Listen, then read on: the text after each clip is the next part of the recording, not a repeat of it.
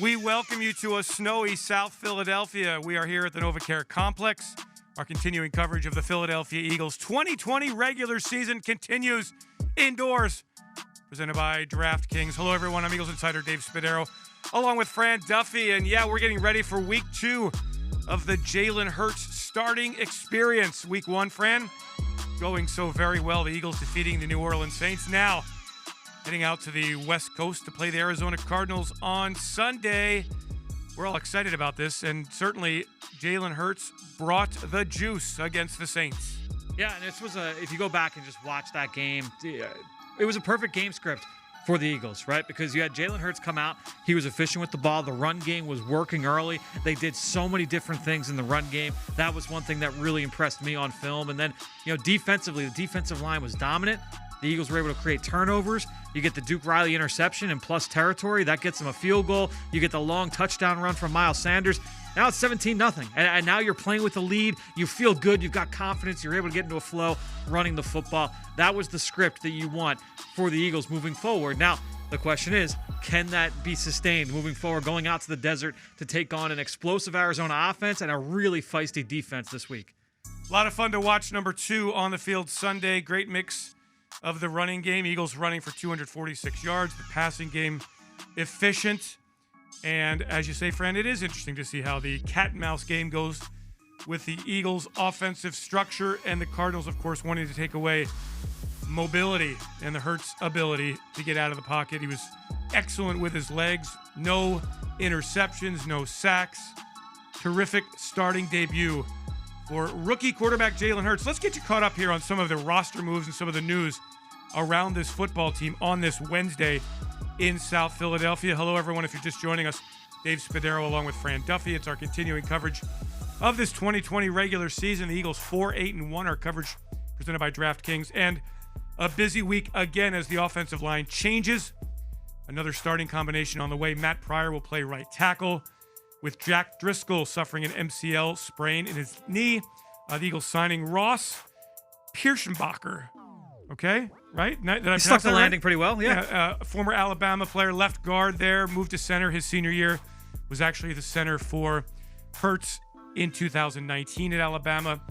5th-round draft pick of the Washington football team in 2019. Eagles plucking him off Washington's practice squad. So we will not see him this week, of course, because there's COVID restrictions, I guess. And I guess if you come from a practice squad, you gotta wait a couple days here. Correct. I think he goes all virtual meetings. And, same thing as Joe Bocci last week when they plucked him off the Saints practice squad. But the Eagles again, Fran, with Matt Pryor at right tackle. It is just amazing how this offensive line has just not been able to stay healthy. And there he is. Matt Pryor is going to have a handful against, I guess, Hassan Reddick, who had 5 sacks against the Giants in Arizona's 26-7 win on Sunday. How do you like that matchup? Yeah, it's going to be really interesting because obviously when you have Matt Pryor, he is a large human being going up against an undersized pass rusher in Hassan Reddick, who, look, he got a lot of his sacks doing lots of different stunts and moving around and doing all kinds of things that the Eagles have had some issue with this season. I do question, Dave, whether or not they will use those kinds of stunts against a quarterback like Jalen Hurts, because if you're looping those defensive ends inside, well, now you're giving that quarterback the ability to escape laterally, which my guess, Arizona won't want Jalen Hurts to break the pocket. That would be my guess. I'll be interested to see how they try and attack Jalen in this game. Yeah, this is the great matchup. The Eagles defense, of course, contending with Kyler Murray, and we heard all morning from Eagles defensive players the difference with Murray as opposed to Russell Wilson of Seattle, Lamar Jackson of Baltimore. While they are extraordinarily mobile and elusive and just great at creating space, Murray, the Heisman Trophy winner from Oklahoma, who preceded Hurts there, is a different category of quick. That's what I get out of it. And when the Cardinals went through that 3-game losing streak, the mush rush was really effective. Keep Murray in the pocket, make him win with his arm. Of course, the Eagles' secondary extremely challenged. No Avonte Maddox this week. We don't know about Darius Slay, who is in concussion protocol. Rodney McLeod put on injured reserve today. The Eagles promoting Elijah Riley from the practice squad. Fran, this is a very difficult matchup, and I wrote about him, Eagles cornerback Kevon Seymour, who had not played in a game since 2018. All of a sudden on Sunday found himself on the field, actually 2017, found himself on the field covering Michael Thomas. Long road. Please read that. It's a great story, as Kevon Seymour has come a long, long way to getting back on the football field. But a really tough matchup for the Eagles defense. Yeah, I think when you look at Arizona, you look at the way that they want to play, it is going to be up-tempo. They're going to play fast. They're going to try and see if they can get these receivers out in the perimeter. It's a yards-after-catch based offense. So the challenge for the Eagles, they have got to tackle well, and that has been an issue for them this season. They have more missed tackles than anybody in the NFL, so they have got to make sure they get these receivers to the ground, whether it's the tight end, Dan Arnold, whether it's the receivers, obviously DeAndre Hopkins, but Christian Kirk and Larry Fitzgerald and Andy Isabella. They've got playmakers across the field. They play more four-receiver sets than anybody in the NFL by a wide margin. So for a secondary that's got a lot of injuries, the depth is going to be tested here on Sunday afternoon. And then a couple of other notes for you just to consider in case you've missed some of the news items. Jason Kelce, one of 8 NFL finalists for the very prestigious 2020 Art Rooney Sportsmanship Award, and that's given to the player who best demonstrates the qualities of on-field sportsmanship, including fair play, respect for the game and opponents, and integrity in competition. The other finalists, Ravens defensive end Calais Campbell, Steelers defensive tackle Cameron Hayward, Colts defensive end Justin Houston, Patriots receiver Matthew Slater, Panthers quarterback Teddy Bridgewater, Buccaneers linebacker Levante David, 49ers fullback Kyle Juszczyk. Juszczyk. Is that how it is? Yeah, Juszczyk. Juszczyk? I don't know. I don't pronounce his name. Anyway, we vote for It's pretty close. We vote for Jason Kelce, who's Yes. been nothing but professional from the very moment he walked into the Eagles as a 6th-round draft pick out of the University of Cincinnati, 2011. But of course, the big story this week is Jalen Hurts, Fran. And I guess the question is, can you sustain 18 carries? Did he take too many hits last week? Now that you've got film on him, defenses are going to have an approach against him. I was actually surprised that the Saints allowed him to get outside the pocket. And so I was very interested to see how it all worked out. There weren't a ton of plays where you drop back and said, "Oh, there's the quarterback spy. There's the way that they're trying to keep him in the pocket." Especially, there was that 2-minute drill at the end of the first half where, it was 2 straight plays. I think Jalen Hurts ran for a combined 37 yards on those plays, or 39 yards, something along those lines, where there was nobody in front of him. He took the green grass that was there, and that's a great job by Jalen. He was really decisive in the pocket. My guess is, especially with all the speed that Arizona has at the 2nd and 3rd level, they're going to be designating either the rookie Isaiah Simmons, the top 10 pick. Maybe it's Hassan Reddick sometimes. Maybe it's our friend Jordan Hicks. Any of those guys could be a spy against against Jalen Hurts at any given point. That'll be an interesting point here in this game because, whether it's the design quarterback runs, whether it's the option runs, or the scrambles, clearly his legs were a big part of the Eagles' offense on Sunday.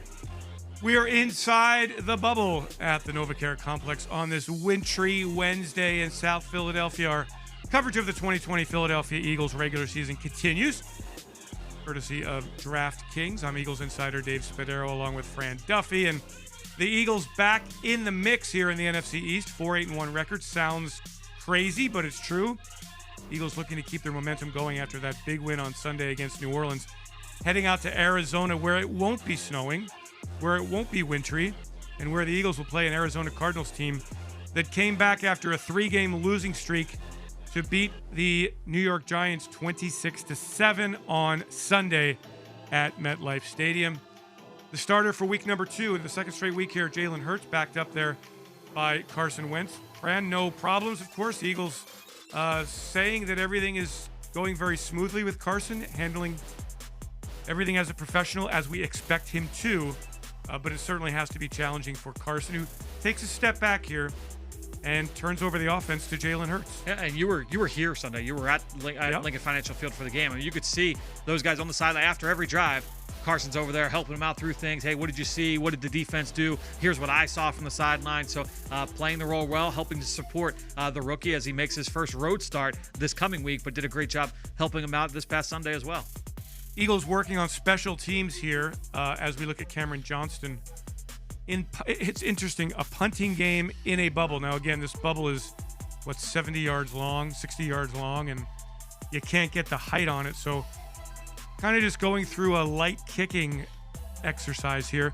It is important for Jake Elliott, who met the media this morning, talking about some of the chip shot misses he's had in the last few weeks. 3 misses, 2 extra points, and a 22-yard field goal. Elliott calling them embarrassing, vowed to work on them. But, Fran, I looked at the numbers. Those kicks really are the only difference from his 3 previous seasons and this season. He's missed a kick here and there, but it's just those easy little chip shots, really the 22-yarder and the 29-yarder against the New York Giants, to kind of separate him statistically from previous seasons. Yeah, and even if you go back, I believe it was the Super Bowl year 2017, right? He had issues with extra points. I mean, so and he got out of it, and he's been one of the best kickers in the NFL. This is something that kickers go through at times. I've got faith. The coaches clearly have faith in him. I don't think we on the outside have a reason to have not have a lot of faith in him either.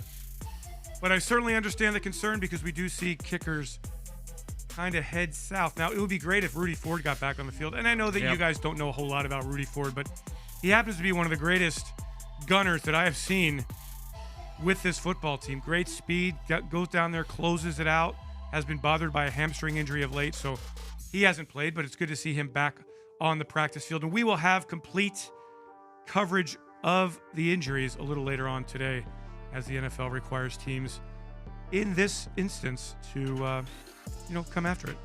By the way, in 2017, Fran, to back up your point, 4 of 7 for Elliott from 30 to 39 yards. There we go. Yep. Otherwise, just really, really consistent, making in his previous 3 seasons 83.9% of his field goals, 83.9% of his field goals in year 2, and then last year 84.6% of his field goals. This year he's made 13 of 18 kicks, and that number needs to be better. Alshon Jeffrey, who had a big touchdown catch on Sunday against the Saints, as Doug Peterson said today, getting better and better, healthier and healthier. And it would be nice to see him establish himself, as I really believe this game, Fran, on Sunday will be a point-scored game. I think it's going to be very difficult, given the state of the Eagles' secondary, to consistently hold down the Eagle killer in his career, Larry Fitzgerald. DeAndre Hopkins, who has more than 90 receptions this year. Christian Kirk with his speed. A terrific pass-catching tight end. Jim Schwartz is going to have to come up with a great game plan. And that front four will have to continue to kick in the door and dominate. I mean, they are going to be the difference makers for the Eagles defense. We say that almost every week, but in this week in particular, because of the injuries to the secondary, because of the way Arizona wants to be able to play football, the defensive line has got to be able to win some of these matchups. And I think when you look across that Arizona offensive line, look, they've got some guys with pedigree. I mean, Justin Pugh is a former second-round pick at left guard. DJ Humphrey is a former first-round pick at left tackle. They've got guys across the. Kelvin Beacham's been a starter in this league for a long time. He's at right tackle. So the Eagles have got to find ways to be able to create some havoc there in the backfield, not only to get Murray to the ground, but keep him contained. Don't let him beat you with his legs. Get outside the pocket. And this is my point, Fran. I wrote about it yesterday, that ultimately, and I've lived through the Randall Cunningham and his mobility, and Donovan McNabb and his mobility, and Michael Vick and his mobility. It's great to be mobile, and you make a lot of big plays. But at the end of the day, you have to win from the pocket. Yep. And can Kyler Murray win from the pocket? Can Jalen Hurts win from the pocket? Defenses will ultimately figure you out. Yeah, I think that's one of the biggest things you see from quarterbacks all across the NFL, and it's going to be a huge, huge thing for both these guys to be able to do in this game. And a cornerback who could play some very big role here, Michael Jacquet, who has been injured. Yep. Again, good to see him back on the field. We don't even know much about him. This is how raw this defensive secondary is. The injury situation has been unbelievable again this year. And on Sunday, it seemed like in the second half, defensive players strewn all over this Lincoln Financial Field turf. I mean, that's what, when you think about it, not only did the Eagles lose 3 of the 4 starters going into the game, but then they moved the 4th starter from safety to corner. So you're literally playing with 4 new pieces on the back end by the time you got to, the midway through the third quarter this past Sunday against New Orleans. So a big test, going into this week against a pass-happy Arizona Cardinals offense. So I wonder, does Jalen Mills move to cornerback? Does he stay at safety? Do the Eagles give Epps and Wallace the starting roles in the safety spots with Rodney McLeod out? That leadership void will be tested quite a bit, as I would imagine the Cardinals will try to attack the middle of the field, down the seams, throw it deep, and really force those cornerbacks and safeties to have just picture-perfect communication. And that's what it's going to come down to, not only the physical challenge, but the mental challenge of staying on the same page, as the Cardinals will try to give some confusing looks, I am sure, to players like Kevon Seymour, who's been with the Eagles since December 2nd. Played his first game since 2018 on Sunday against the Saints. You got a bunch of young players back there now. I mean, you're talking about Kayvon Wallace. You're talking about Marcus Epps. It's going to be interesting to see how these guys are deployed. And you also have the players that are coming back off the injury. You mentioned Jaquette. There's a couple guys on injured reserve in Cravon LeBlanc and with Craig James. What are those two statuses? It's certainly big to be able to watch moving forward.